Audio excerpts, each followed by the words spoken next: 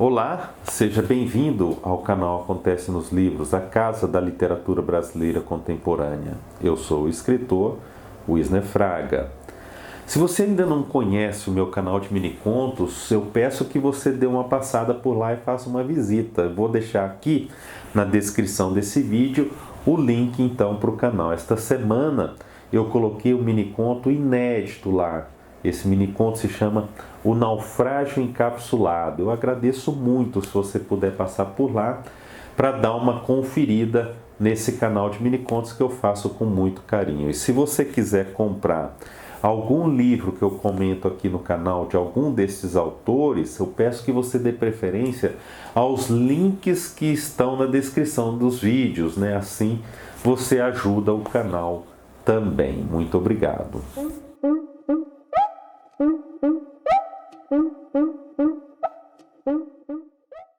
Viúvas de Sal, este é o título do livro de Cynthia Crimler, editado pela Patuá no ano de 2022. Cynthia Crimler é uma escritora carioca, mas reside há bastante tempo em Brasília. Ela é autora do Sêmen do Rinoceronte Branco, o livro de contos de 2020, Tudo que Morde Pede Socorro, um romance que foi publicado em 2019, Todos os Abismos Convidam para um Mergulho, romance de 2017, Na Escuridão Não Existe Cor-de-Rosa, um livro de contos publicado em 2015, todos editados pela Patuá.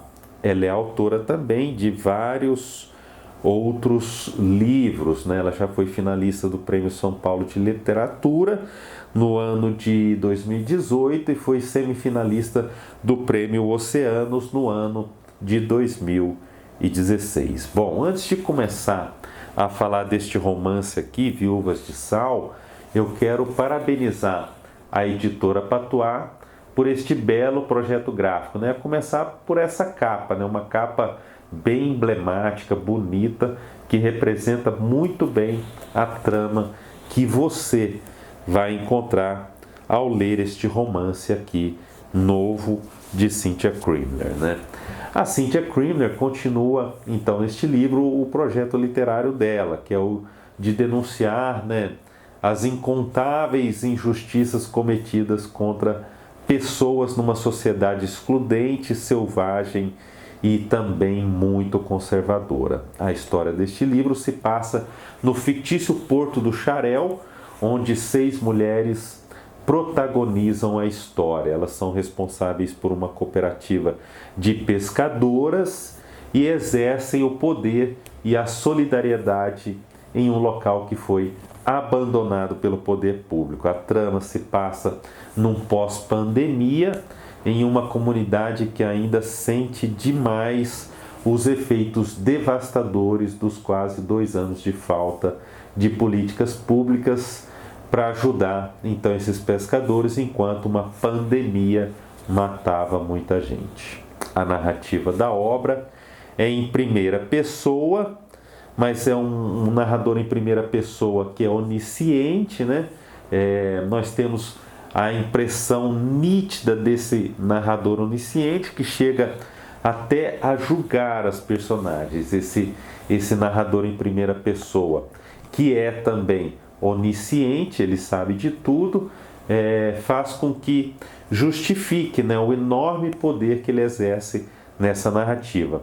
É muito perigoso trabalhar um narrador assim, né, porque esse narrador pode ser facilmente confundido pelo leitor com o autor, ou pior, o autor pode cair na tentação de tomar as rédeas da narrativa, e isso é muito ruim.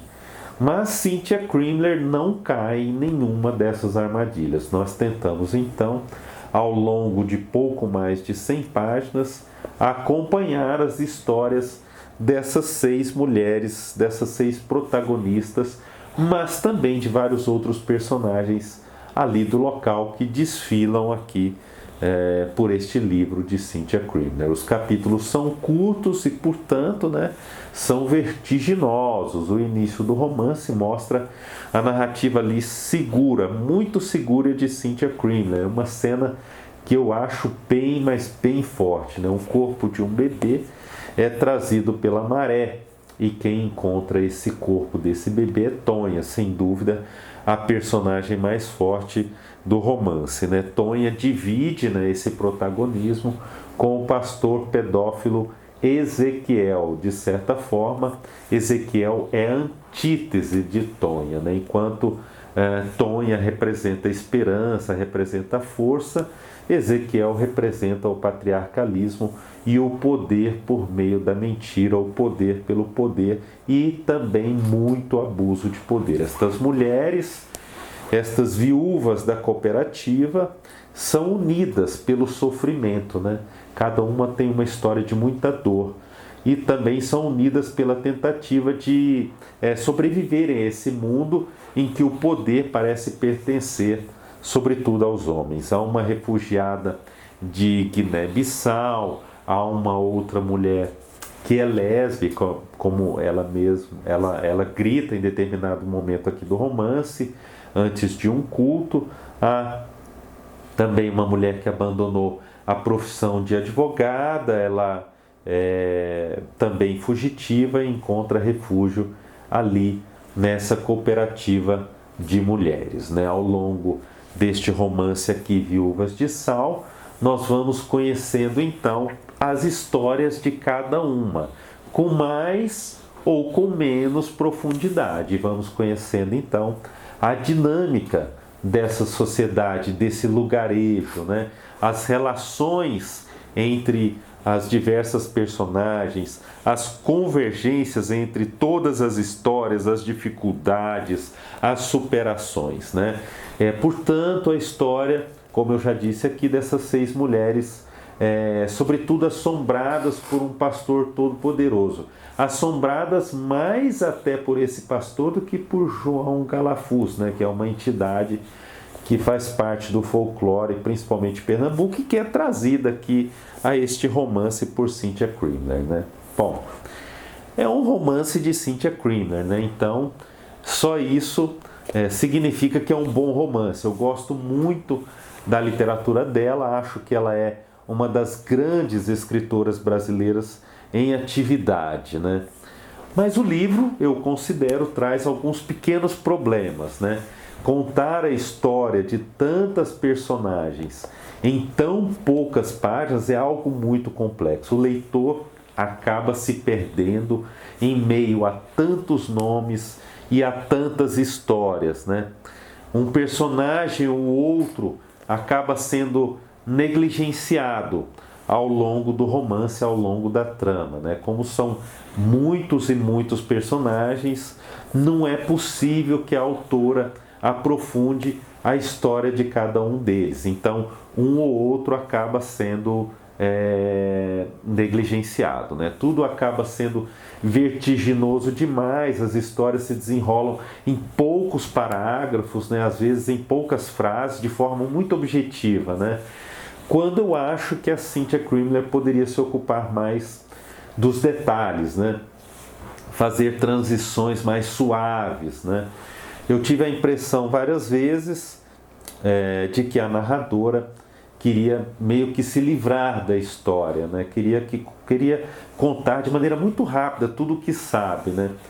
Consequência disso é que essa narrativa lírica das primeiras páginas, né, com uma riqueza descritiva, acaba se perdendo, acaba sendo abandonada no decorrer do livro, o que é uma pena, né? Porque eu gosto muito dessa Cynthia Crimler do início de Viúvas de Sal, né? Com aquela linguagem precisa, poderosa, cheia de metáforas, né? E de várias outras figuras de linguagem, né?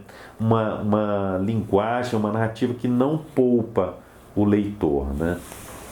Para que a narradora consiga dizer, então, em tão poucas páginas, tudo aquilo que tem a dizer, algumas personagens acabam ficando também meio caricatas, né? Como é o caso do próprio pastor Ezequiel, né? Vocês vão perceber quando então lerem sobre esse personagem, né?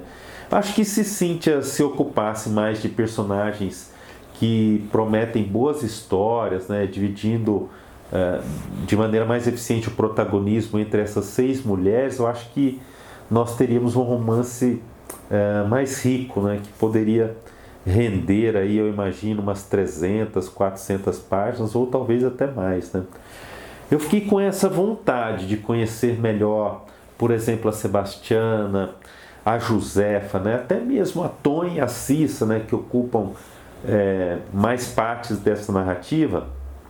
Elas ainda assim estão um pouco incompletas, né? Eu fiquei querendo saber mais sobre estas personagens também, né? Ainda assim, eu acho que é um livro muito forte e um livro que merece muito ser lido. Então procure lá no site da editora Patois por esse belo romance de Cynthia Crimler, Viúvas de Sal. Muito obrigado por você ter assistido a este vídeo. Se você gostou, peço que compartilhe em suas redes sociais. Se puder, divulgue o canal Acontece nos Livros, né? Eu agradeço muito, a literatura brasileira agradece também, as editoras independentes agradecem e as escritoras e os escritores brasileiros que produzem uma literatura de altíssima qualidade também agradecem. Não se esqueça que uma forma de ajudar a nossa literatura, ajudar os nossos escritores, ajudar a fortalecer a literatura brasileira é adquirir os livros de nossos escritores. Se você puder, não deixe de comprar o livro de Cynthia Crimler. Não deixe de ler a literatura brasileira. Muito obrigado e até a próxima.